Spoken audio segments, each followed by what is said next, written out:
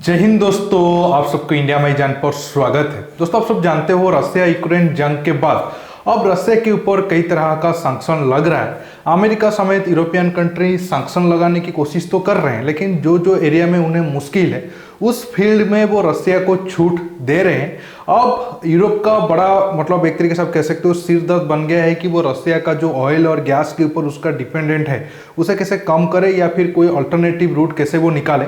लेकिन अब आप जानते हो रसिया अब मुश्किल में आने के बाद वो अपना जो फ्रेंडली कंट्री है उनके साथ ज़्यादा ट्रेड करके अपनी इकोनॉमी को बचाना चाहता है, और उसमें चीन से लेकर भारत और भी कुछ देश है जो रसिया का पुराना आलय रह चुके हैं। अब रसिया ने, आप सबको पता होगा, 2-3 दिन पहले भारत को ऑफर दिया था। अब 30% तक वो क्रूड ऑयल में छूट दे सकता है अगर भारत उसके क्रूड ऑयल को खरीदे। अब इंडियन गवर्नमेंट भी प्लान बनाया है कि तकरीबन 3 मिलियन बैरल वो रसिया से क्रूड ऑयल खरीदेंगे। लेकिन ये बात अब अमेरिका को बिल्कुल भी पसंद नहीं आ रहा है। अब अमेरिका एक तरीके से, पहले तो अमेरिकन मीडिया में ये चर्चा रहा कि अगर भारत रसिया से क्रूड ऑयल खरीदता है तो अमेरिका का जो पुतिन साहब है वो भारत के ऊपर सैंक्शन लगा लेंगे।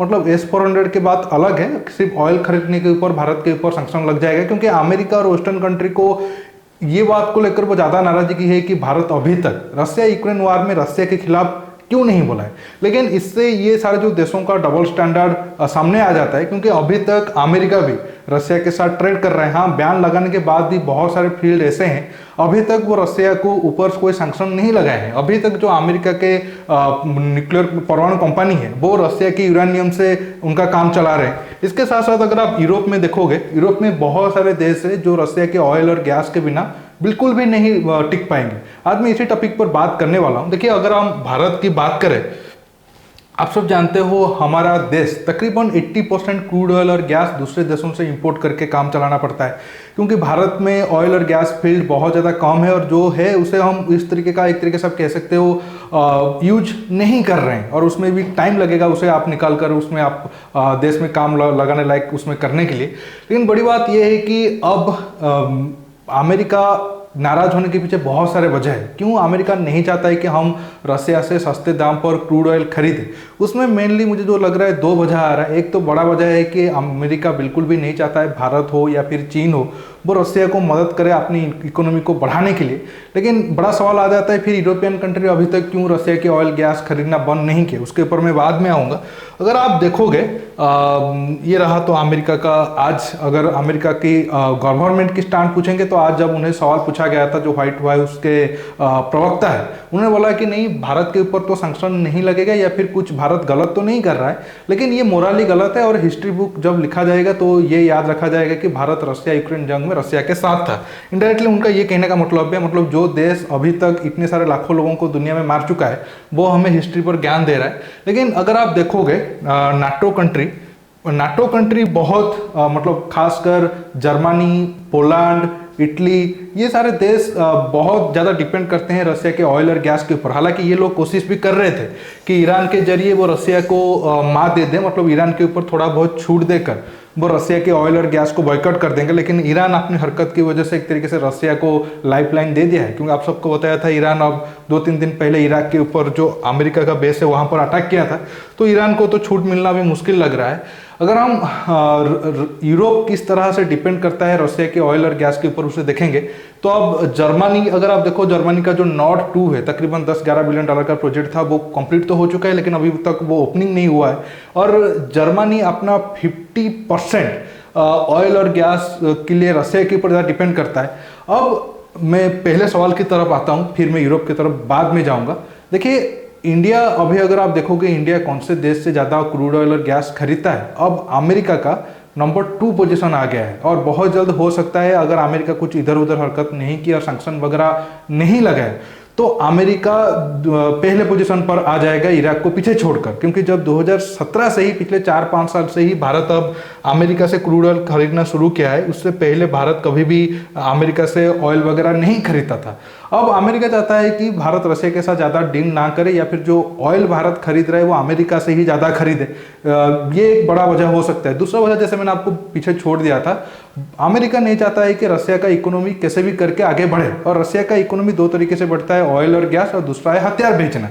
अगर आप देखोगे रसिया अब का सबसे ऑयल अगर कोई खरीदता है वो चीन, तकरीबन $40 बिलियन का मतलब चीन के साथ डील होता है रसिया का ऑयल और गैस को लेकर। और चीन दुनिया में दूसरे नंबर पर है क्रूड ऑयल और गैस वगैरह को इस्तेमाल करने को लेकर। भारत का नंबर तीसरा है, लेकिन भारत और रसिया के बीच क्रूड ऑयल को लेकर डील ज़्यादा नहीं होता है और तकरीबन $1-1.5 बिलियन मैक्सिमम आप कह सकते हो, जो ना के बराबर है। लेकिन रसिया चाहता है कि वो सस्ते दाम में अगर भारत को तेल देगा तो भारत ज़्यादा क्रूड ऑयल और गैस वगैरह रसिया से खरीदेगा। इससे भारत को भी फायदा है और रसिया को भी फायदा है, क्योंकि आप देखो हम ईरान से तेल नहीं खरीदे, वेनेजुएला से भी जो सस्ते दाम पर तेल मिल सकता था उससे भी हम नहीं लिए अमेरिका के कहने पर। अब क्रूड ऑयल के प्राइस $130 बिलियन तक पहुंच गया था, हालांकि कल वो $100 के नीचे चला आया है।